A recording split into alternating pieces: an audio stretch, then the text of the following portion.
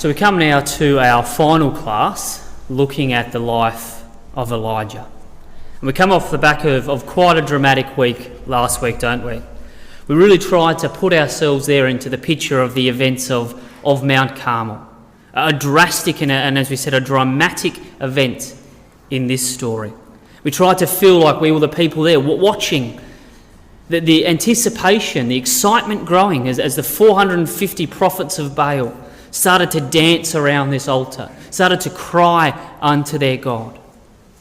And we saw that excitement would have turned to awkwardness, embarrassment, and then disgust as these grown men were cutting themselves, offering themselves up, nothing, hour after hour after hour, till they slipped down, slipping on the blood and exhausted from the heat of chanting and shouting all day.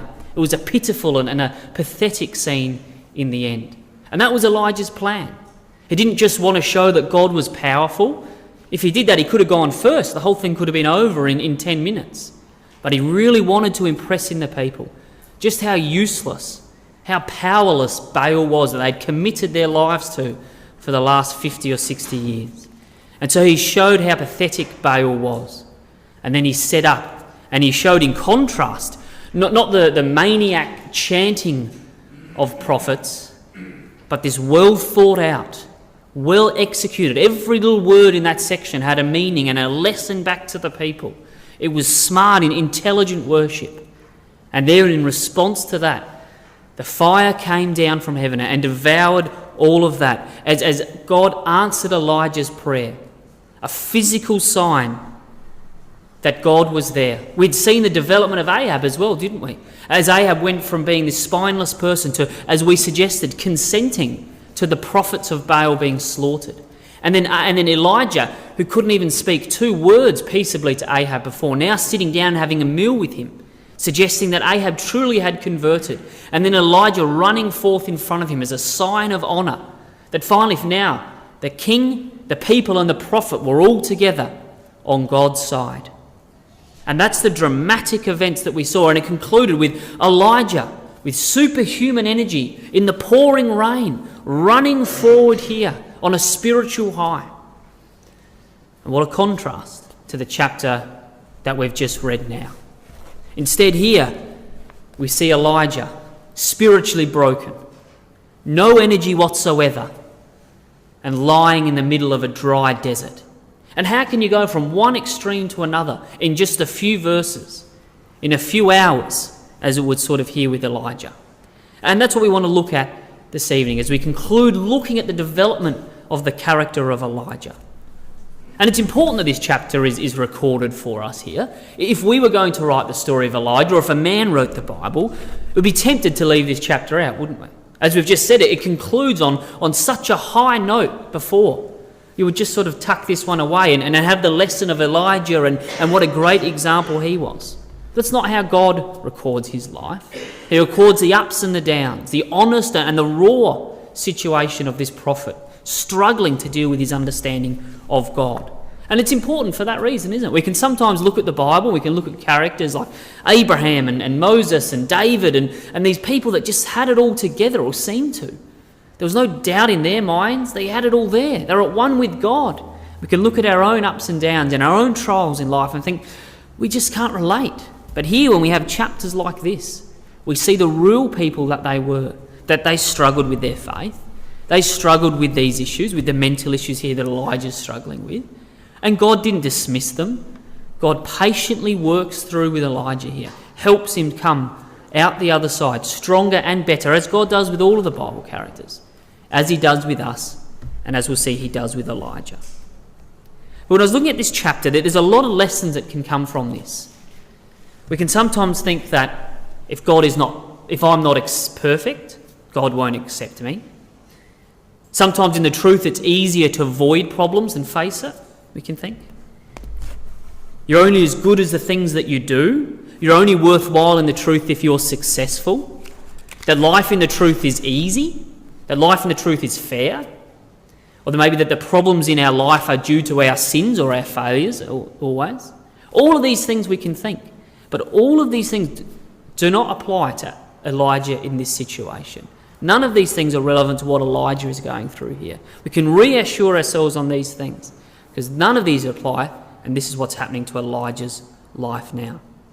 And so with that as an introduction, building up the importance of this chapter for us, let's look what happened here. As we said, Elijah runs through and he sits down at the gates of Jezreel. He's come here. He's ran through there, up from Mount Carmel, down the valley of Jezreel, and there he's in the gate of Jezreel. Jezreel means God soweth. And we saw last class that that's what Elijah had done there on Carmel, hadn't he? He had dug that trench big enough to contain the seed, and then he had poured the water into that. So he had planted that seed, and now God was going to sow. But unfortunately, we see Elijah never gave God the chance. He ran away before God could sow. And just bear that in your mind, because when we come to the end of our talk this evening, we'll see a man that in fact did allow God and fulfilled the end of that. But here he is. He's on a physical and a spiritual high, sitting here at the gate, waiting for Ahab to come back. And don't forget, we mentioned that there's real evidence that Ahab actually genuinely converted here. He also was on a spiritual high, so he rushes up to tell Jezebel all about this. We read this, verse 1. And Ahab told Jezebel all that Elijah had done, and without he had slain all the prophets with the sword. And the way that this is recorded tells us exactly what happened. How else could we describe the events of what had just occurred? Well, he could have told Jezebel how the prophets of Baal had failed, how fire came down exactly as Elijah had said, how that the prophets of Baal had given up and were slain, and then the rain had come back just as Elijah had promised. That's the same description as the day, but that's not how Ahab describes it to Jezebel. You see, and then this is the weak, spineless Ahab that we've seen throughout this. That he comes back into the presence of Jezebel and he falters, and immediately he capitulates and he gives in to her temptation. And on one level it shows the warning of the dangers of joining together with someone who has such a negative influence on us. Here it's in the context of a romantic relationship, but there's lots of other types of relationship where this principle applies. If we place so much importance on someone's approval, on someone's validation, as Ahab did with Jezebel, then we put ourselves in danger of this situation as well. But however, maybe a more applicable lesson to us would if we look at this scenario as Jezebel as our internal nature. And that's often how she's described. She stirred up Ahab. She was a temptation to him. He kept giving in to her. The same type of language, same as our nature. And we see that as soon as he runs back into her presence, he gives in to that temptation. And unfortunately, that can be the problem with these showy events of power that Ahab had just seen. You see, he had just come off the back of seeing fire come down from heaven, of seeing rain come out of the sky at someone's prayer, of seeing Elijah superhumanly run for hours in front of him. And yet, off the back of seeing these amazing things, his resolve and his conviction does not stand up to this temptation. And then we understand that. It can be like that with us when we come back from a Bible school or from a special effort. We're pumped up, we're on a spiritual high, but by the end of the week we find ourselves slipping back into those same habits that we promised we weren't going to do, or wasting all that time that we said we would use wisely. And that can be the problem. Yes, shots in the arm are great and they are helpful, but it doesn't help us with facing temptation on long term. What Ahab needed was a strong foundation built on a consistent application of the still, small voice every day to build up his faith and his conviction, so he had a foundation to resist this temptation. And that is what God wanted Elijah to do now with the people. They had seen the showy acts. They had that jot in the arm. And now it was Elijah's work to go out and to sow the seed and to spread the still small voice and build up that conviction. But as we'll see, unfortunately, that's not what Elijah had in his mind. Because we see verse 2, so Ahab tells Jezebel, then Jezebel sent a messenger unto Elijah, saying, So let the gods do to me, and more also, if I make not thy life as the life of one of these by the morrow at that time. And when he saw, he arose and went for his life, and came to Beersheba, which belongeth to Judah, and left his servant there. Now, there's a lot of commentary and discussion about what exactly happened. What happened here with Elijah? Maybe you've got your own thoughts on that. Some people say that this was a crisis of faith, that he ran for his life in fear. People say, well, he couldn't have been afraid. He's the mighty Elijah. Well, why did he run then? And I think the record gives us a few clues as to what Elijah is thinking at this time. But we can say right from the outset that this doesn't have to be logical. In fact, it's not. His whole life, his whole plan had come crushing down around him. He's struggling with depression here. He's completely lost and unsure. He doesn't think rationally and logically. As people who have, if you've experienced mental depression or mental issues, there's not a logical step process here. We can't find necessarily logic in here. But we do have some hints in the record. You see, for the last 3.5 years, Elijah had been planning all of these events out meticulously. And we know that, didn't we? We saw last class. Every little thing that he did have a meaning. Every word he said drew back to something in the Old Testament or some lesson he was trying to teach. So he'd been planning this whole thing out. And I think that the reality of this scenario had never ever occurred to Elijah, that he could possibly be in this point of his life right now. The idea that God would send fire from heaven, that the people would turn back to God, that the king would join their side, that they would slay the prophets, God would send back the rain. Everything had gone perfectly to his plan. And everything had occurred to him that the next step is then the whole nation now had been proved that God was real and they would turn back to God. And then suddenly he sees that Ahab and Jezebel haven't turned back to God. Well, if they haven't, then the nation hasn't. And he can't understand. The whole plan is gone. Why hasn't it worked? And you see, Elijah had nothing left. If they don't respond to the fire, if they don't respond to the rain, they don't respond to people killing the prophets, I've got nothing left. There's nothing left we can do for these people. He's shocked. What else do I have? And God's going to show him, well, there's another way, Elijah. You could try talking to the people. You could try spending time with them, like you did with the woman of Zarephath. But right now in Elijah's mind, it's failed as far as he can see.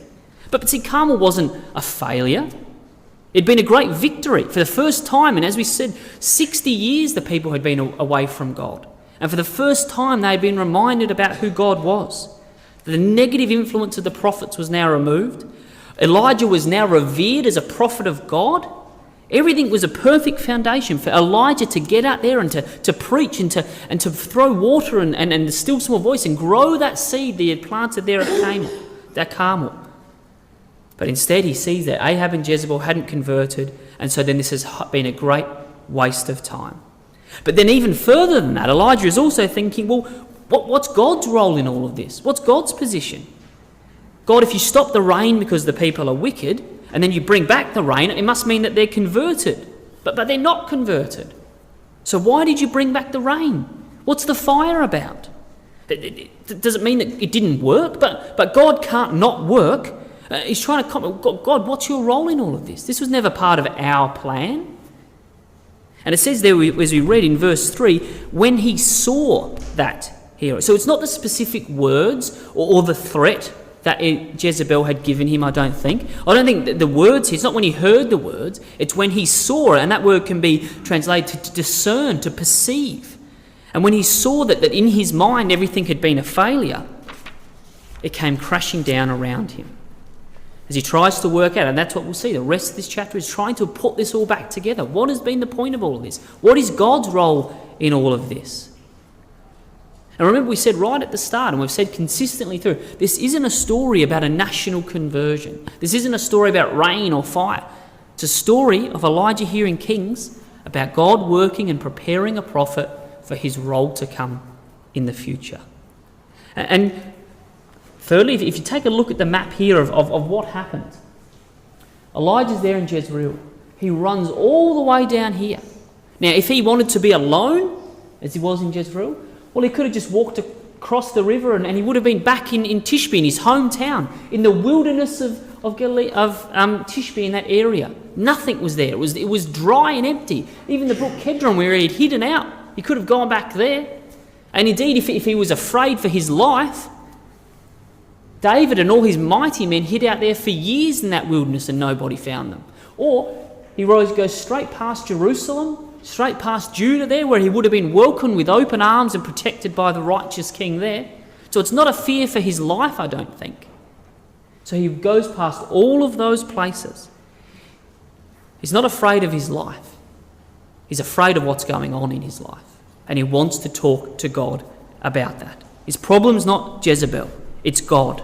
And so he ran, our record says, for his life. Can be translated should be translated, ran to his life. What do you mean? Ran to confront his life, to address what was going on in his life.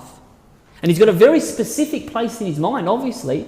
That's a fair, that's, 160 kilometres, here to Victor Harbour and back. So it's not just a whim, this is a week's worth of walking, maybe a little less. There's a very specific thing in his mind, in a straight line down. But it isn't until he gets to Beersheba that things really start to spiral out of control, to really go into this depressive state. That's where the wheels fall off. We see that verse 4.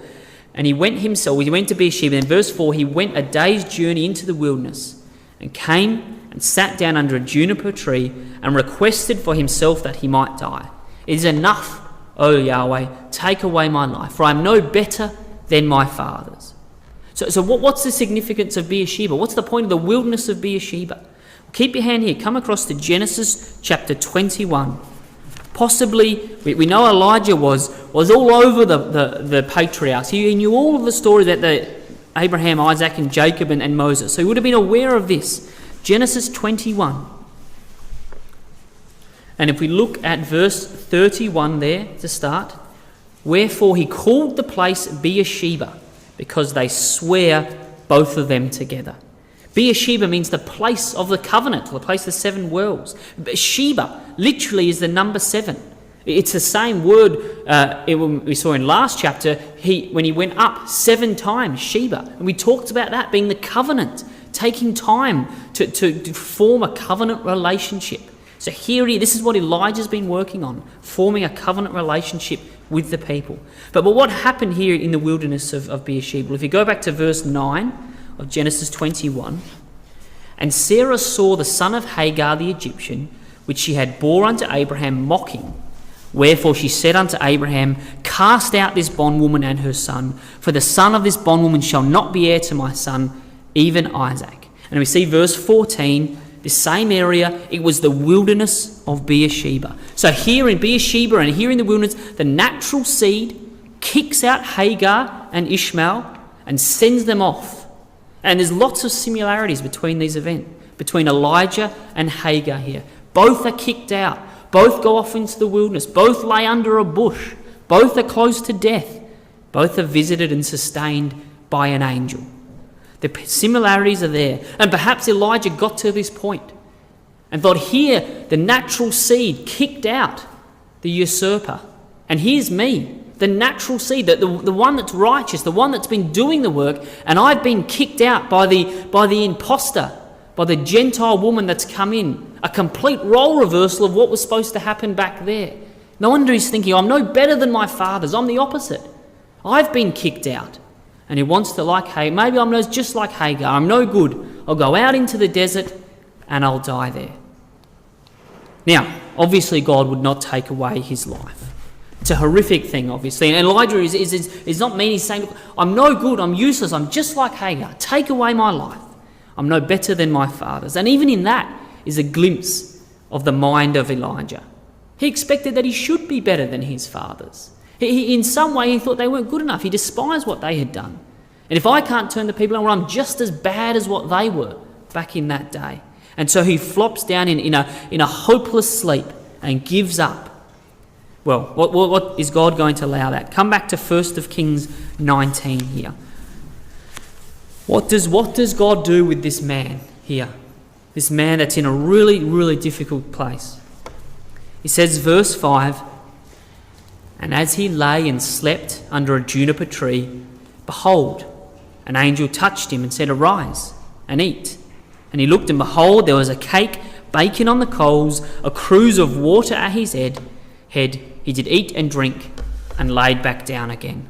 And so once again, we have another incident in this story of Elijah being sustained by God. First the ravens were sent to sustain him, then the widow sustained him, and now an angel is going to sustain. Even it's the same meal as the woman. Some cake baked on coals and some water he had asked for. God is sustaining Elijah. He's reminding him of the work that he had achieved in that woman's house. How when he had used the still small voice, when he had spent time with her and formed that connection as we saw with the son, he was able to convert that family. He's reminding him again of the work. Remember the lesson of the raven, the lesson of the widow? That the little people matter, Elijah. God cares for the ravens, he cares for the widows, and yes, Elijah, I even care for the prophets that have lost their faith, that are struggling. I'm there to look after them as well. I don't wipe them off. I'm there to help and support them. However, there's no reaction from Elijah. And bear in mind, this isn't a common occurrence. God doesn't use miracles. I mean, it seems uncommon in the life of Elijah because you've got fire and ravens and all these things. That's not normal. God hasn't appeared to people. It's not how he operated in this time. Angels didn't just appear. This is an incredible occurrence. But Elijah just rolls back over and goes to sleep. And so verse 7, the angel of Yahweh came again the second time, touched him and said, "Arise and eat. The journey is great for thee." A second time an angel has to appear. So even the mighty Elijah needs two angels before he's stirred to do anything. And he was ready to wipe out the people the first time they didn't get fired up about the fire from heaven. God saying, no, even you, Elijah, need two angels to get stirred up. And God feeds and encourages Elijah. He reassures him that this is not the end. I'm not going to end your life here, Elijah. That's not how I work. Your journey is long. Now, Elijah hadn't mentioned it, but God is denying him the request and saying, no, Elijah, you wanted to come and say something to me. You were on a journey. Let's continue that. I want you to work through this. I want you to keep developing, working through. What did you want to say to me, Elijah? And it's a great example of God treating Elijah in this situation. He handles him with care, with respect. He doesn't say, come on, stop moping around. Get up, we've got work to do, come on. No. He understands that Elijah is trying to work through this. He's processing these events. It's a trial of his faith. And God's there supporting him, helping him. I'm here, Elijah. Come on, let's keep going. What did you want to do? What are we going to do? This isn't a story. This is how God works. It's how God works in our lives as well. We don't have the visible angel there, but it's the same principle. God sustains us and cares us and helps us if we're there willing to allow to be helped. And so Elijah, verse 8, arose and did eat and drink, and went in the strength of that meat 40 days and 40 nights unto Horeb, the mount of God, or to Sinai, where this is. So Elijah wandered for 40 days and 40 nights, just like his forefathers in the wilderness there, wandering. See, Elijah wanted to be like the great leader, Moses, but in reality, here at this time, he's just like the people, wandering in the wilderness, needing that same direction. And yes, there's lots of types and that here of the wilderness and him, but on just a purely one-dimensional level, Elijah walked for 40 days and night in that wilderness. I had to get another map because it's not on the usual map. So Beersheba's right up there, and then he walked all the way down here to Mount Sinai. And whilst it seems like a long way, it's probably, I've tried to do the Google Maps things and read what people say, but about, at the most, 20 days journey, probably less. 2 weeks to 20 days. Certainly not a 40-day journey. And then, yes, as I said, it fits the types, but also this is Elijah. This is him wandering around, mulling everything over in his mind, working through the issues. He's mentally and physically exhausted. He's depressed. For many of those 40 days and nights, he probably didn't get out of bed. He couldn't find the energy to get up again. And so it took him that 40 days. And at the end of that, he made a decision throughout that, halfway through it, that no, I've got a place that I want to go, and I want to go and do something there. It's not an ambly wandering around for 40 days and end up down there. This is a purpose behind this. Now, we don't need to guess what that is. We're told where he goes, and we're told why he goes there. So verse 9, he came thither unto a cave. Now, nearly all the commentators and experts agree that as you probably got there, it's the cave. And it refers to the cave that Moses stood in here at Mount Sinai when he talked with God and God showed him his glory in Exodus 33 verse 12. And we'll come back to that later. So he came to Mount Sinai, he came to the cave, but why? Why after 40 days did he come down here? Well, keep your hand here. Come across to Romans chapter 11. Because like I said, we don't have to guess about this. We're told specifically why Elijah came to this point.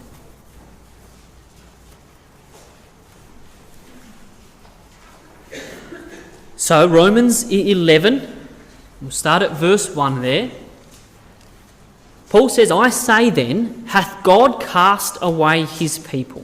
And the context here is chapter 10, where God is saying at the end of chapter 10 how natural Israel had pushed God aside and God had gone out to the Gentiles. He had chosen other nations because Israel didn't want to be his seed.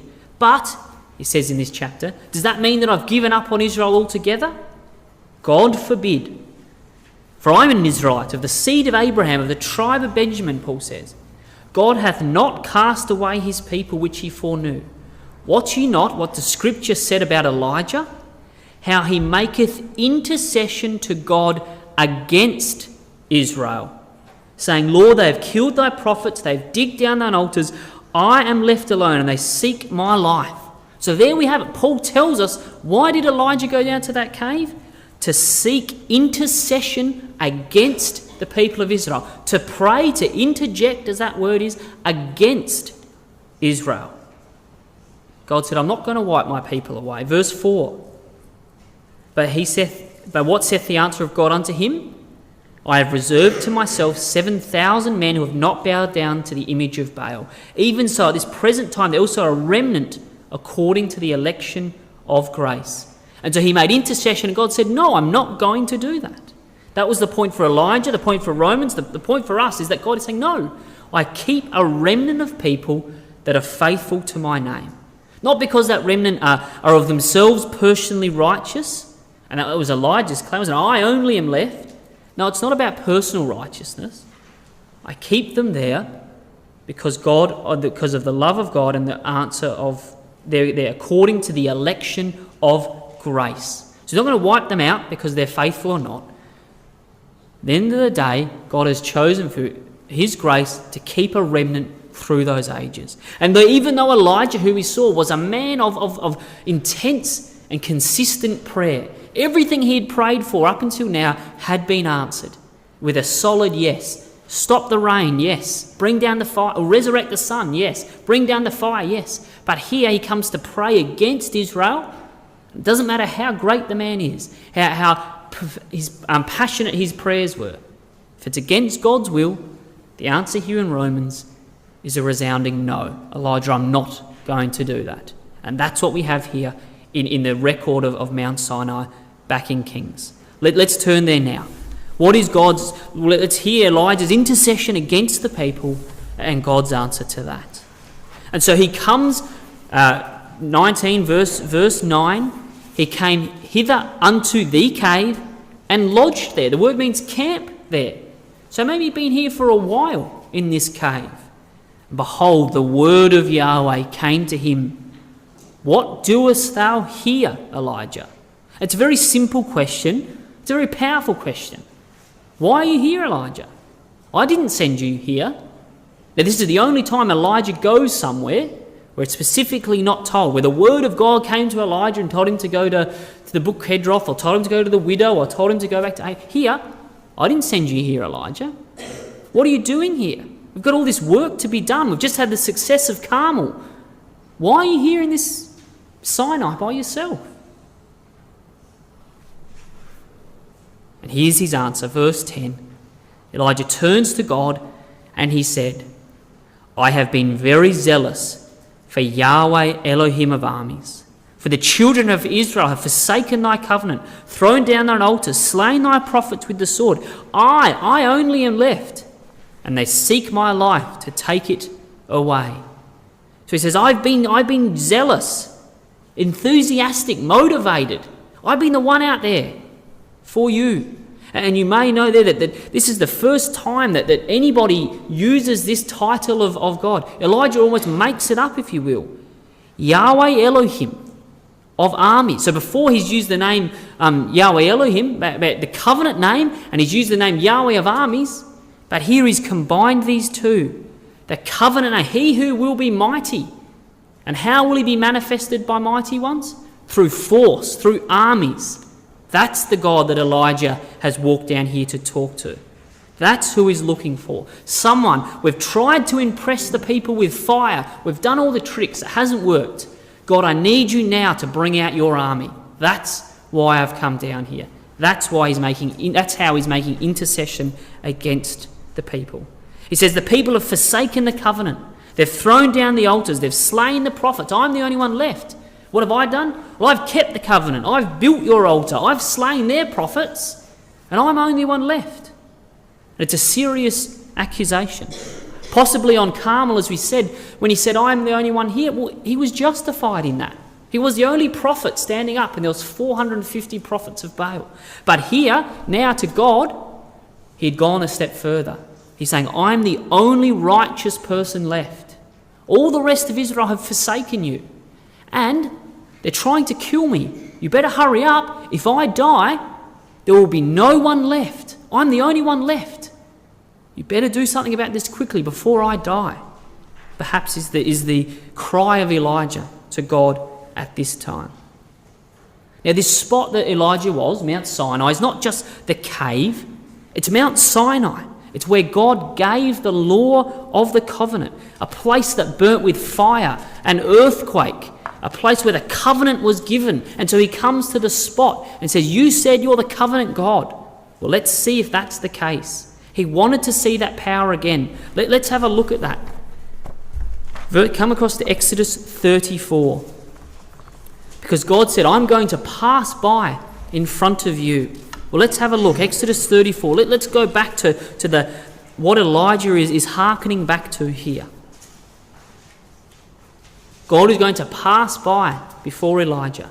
So Exodus 34 verse 4. With Moses, he hewed 2 tables of stones like the first. Now what happened to the first ones? Well, Moses smashed those in pieces when the people were worshipping idols and bowing down to the golden calf. And here now is the second time round. And Moses rose up early in the morning and went up unto Mount Sinai as Yahweh had commanded him. That's the first difference between these events. What are you doing here, Elijah? I never told you to come here. But Moses goes to this spot just as God had told him to. And he took in his hand 2 tables of stone. And Yahweh descended in the cloud and stood with him there and proclaimed the name of Yahweh. And Yahweh passed by before him. It's exactly the same word as we'll see verse 11 of 1 Kings 19. Just as God passed before Elijah, so here now God passes before Moses and proclaimed Yahweh, Yahweh Elohim, merciful, gracious, long-suffering, abundant in goodness and truth, keeping mercy for thousands, forgiving iniquity, transgression and sin, but by no means clear the guilty, visiting the iniquity of the fathers upon the children's children, unto the 3rd and the 4th generation. And here, when God presents it to Moses, we have the perfect balance of God's character. Merciful, gracious, long-suffering, but also he's righteous. He will by no means allow those that willingly sin against God to be forgiven and to go unpunished. And it's the wonderful character of God. And when Moses hears this character of God, verse 8, what did he do? He made haste, he bowed down his head to the earth, and he worshipped. He said, if now I have found grace in thy sight, O Lord, let me, Lord, I pray thee, go among us. It is a stiff-necked people. Pardon our iniquity and our sin, and take us for thine inheritance. And here we have the fundamental difference between Elijah and Moses at this same spot. When Moses saw the character of God, he pleaded for the people. He aligned himself with the people. Go among us. Pardon our iniquity, our sin. He's there with the people. Later on, God said to Moses, I want to wipe the people out and just start with you. And he dropped down. He said, please, no, forgive the people. Don't do it. What's the contrast to Elijah we've just seen? Elijah says it's them. I only am left. It's all them that are bad. In fact, wipe them out and start with me. Yes, please. The complete contrast between these two characters. Elijah, as we've seen, based his whole life on Moses, but he didn't understand God. He didn't understand Moses and their relationship, and that's what this is all about. But Elijah didn't see this one side of God. What was the other side that Elijah saw? Well, verse 10, we read on. This is the bit that Elijah focused on. He said, behold, I'll make a covenant. The covenant God. Before all the people, I will do marvels such as never been seen on the earth, nor in any nation. And all the people among them which thou art shall see the work of Yahweh. Is there a terrible thing that I will do? This is what Elijah focused on. The fire from heaven, the rain, these terrible and mighty things. And he says, verse 12 there, take heed to thyself, lest thou make a covenant with the inhabitants of the land whither thou goest, lest it be a snare for the midst of thee. But ye shall destroy their altars, break down their images, cut down their groves. Thou shalt worship no other God, for Yahweh, whose name is jealous, is a jealous God. And so Elijah comes down to this very spot and says, you said you were jealous. I've been jealous for you. Are you jealous? These people were supposed to be a covenant relationship, have gone in for a covenant with the other people. Now come down and visit the iniquity upon them, as you said that you would, to their children's children and the third and fourth generation, and wipe them out. That's what Elijah is asking of God. What's God's response to this understanding, this misunderstanding of God? Let's see what God says. Come back to 1 Kings. What's God's response to Elijah in this?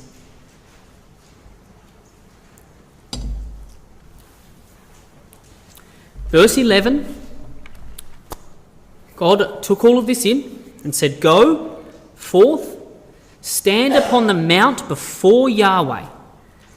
And behold, Yahweh passed by, as we saw, and a great and strong wind rent the mountains and brake in pieces the rocks before Yahweh. Yahweh was not in the wind.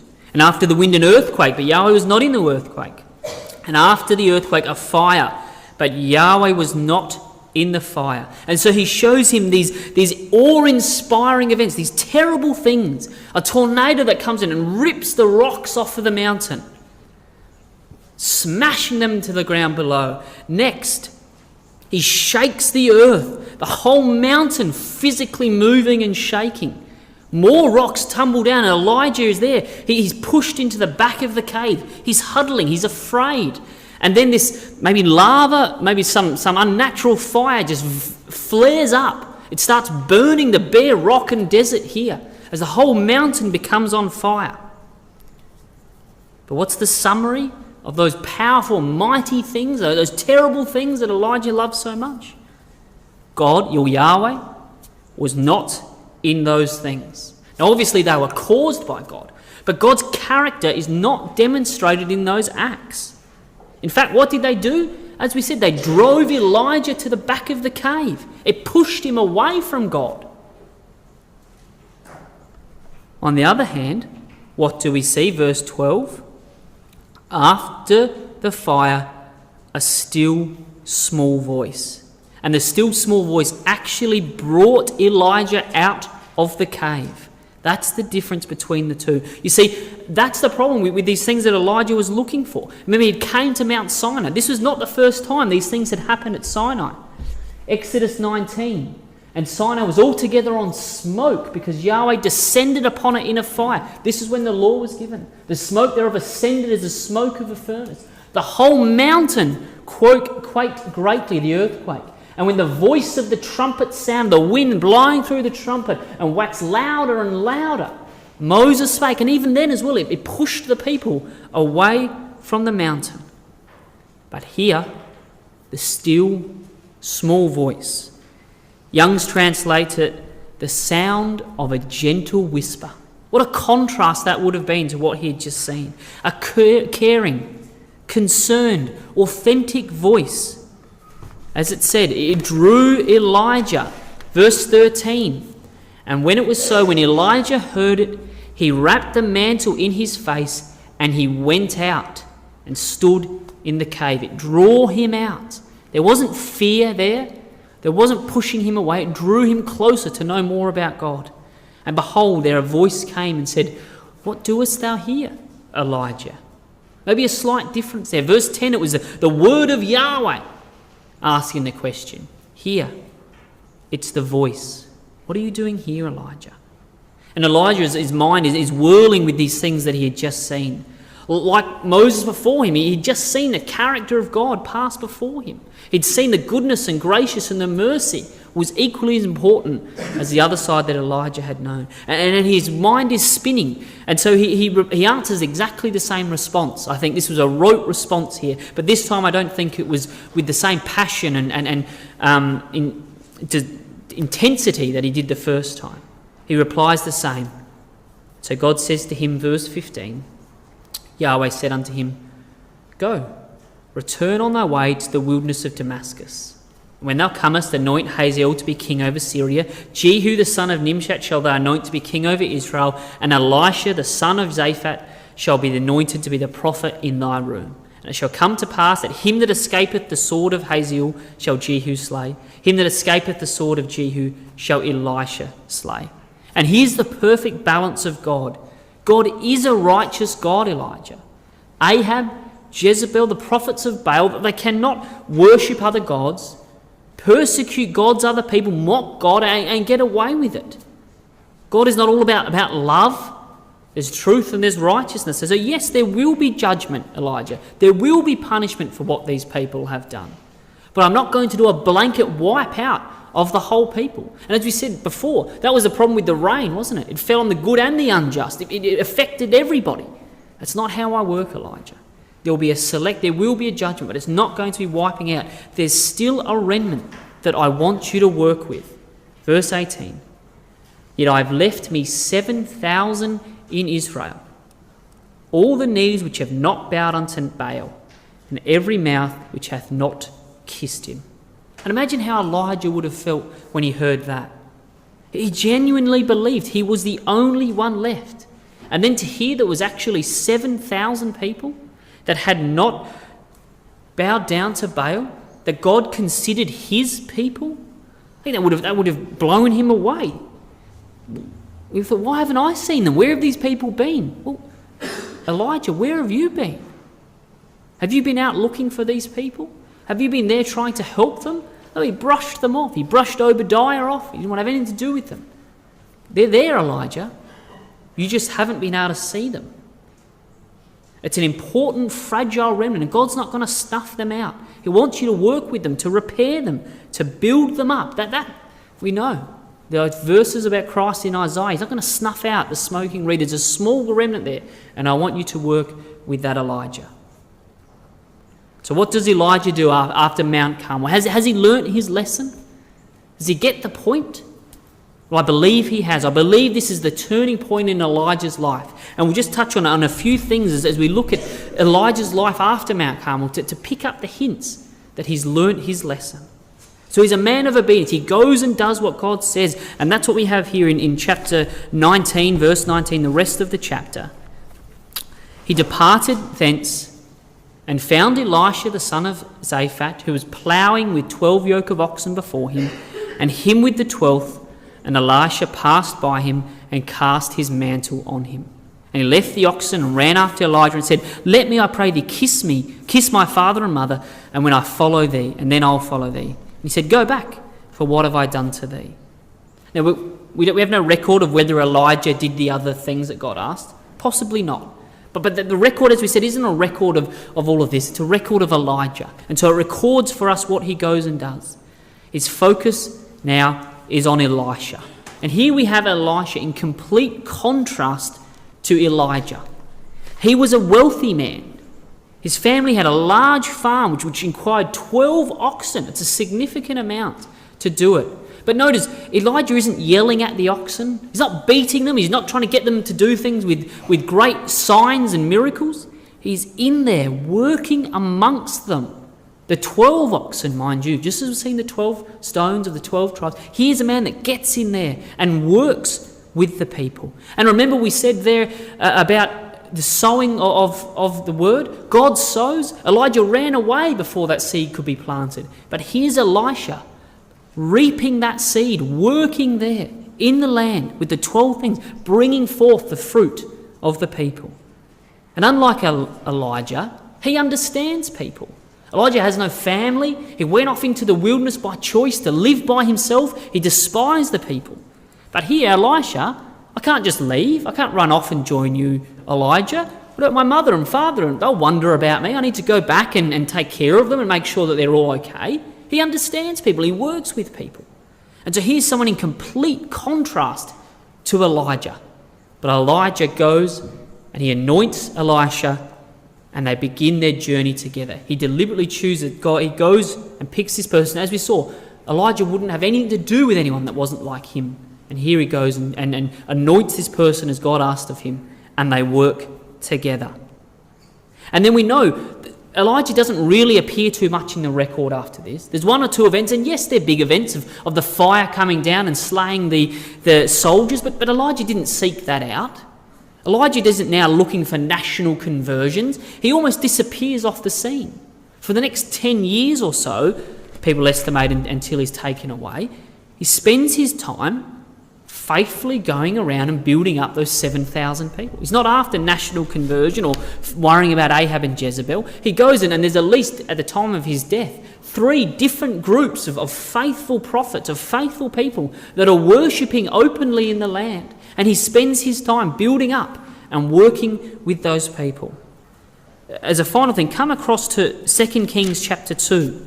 This is the chapter when he's taken away, and we obviously won't deal with it, but I just want to show you 2 verses that I think in stark contrast to the Elijah that we looked at our very first class. Verse 11, "And it came to pass, as they still went on and talked, that behold, the chariot of fire appeared." Remember that first class when we looked, Elijah only said 3 or 4 things, and even then when he did talk it was blunt and cutting and dismissive.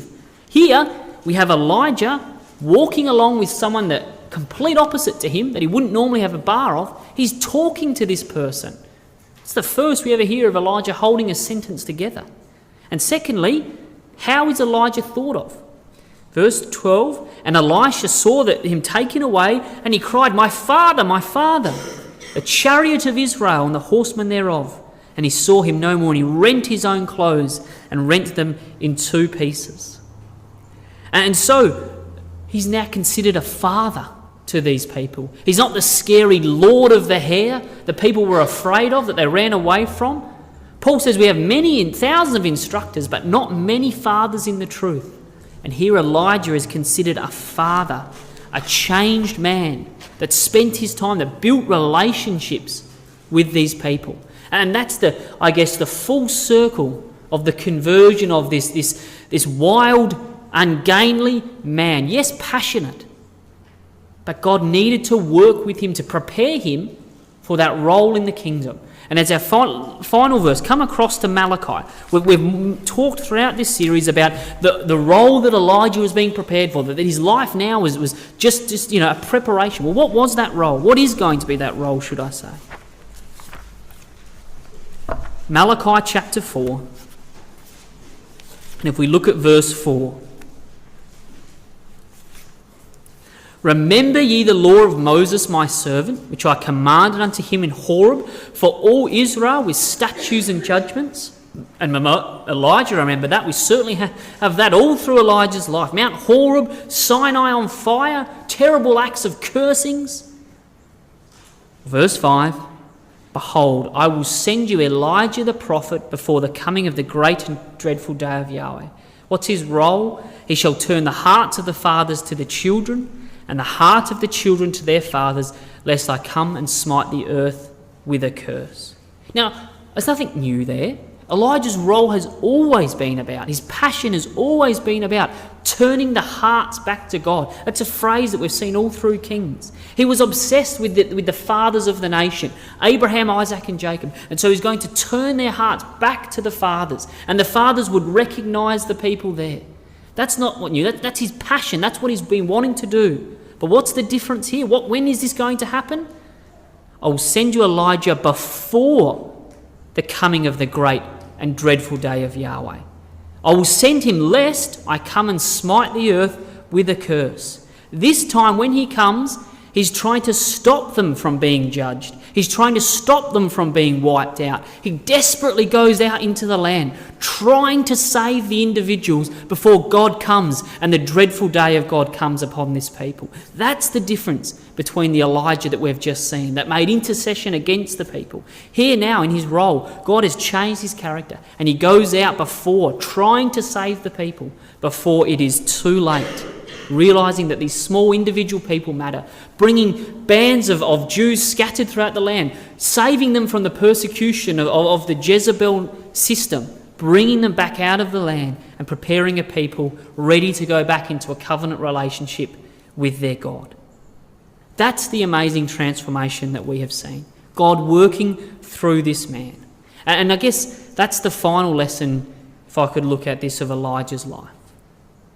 Elijah is unique, as we've said, a man that in the record we have the first part of his life with his role to come in the kingdom. And that's what makes him exactly like us. This is, as we've said, our first part of our life now, is God shaping and moulding us, preparing us for our real role in the kingdom. And if Elijah, this strong, passionate man that was unchanging, can be worked and changed by the still small voice of God, it's a wonderful encouragement for us in our lives now. If we are passionately committed to God, as Elijah was, if we have the genuine care for our brothers and sisters, if we allow God to work in our lives and feed ourselves in the still small voice of God, if we allow our character to change, to match his Son's, then we also can have that wonderful role that God has hand-selected for us already in the kingdom to fulfill that wonderful role forever.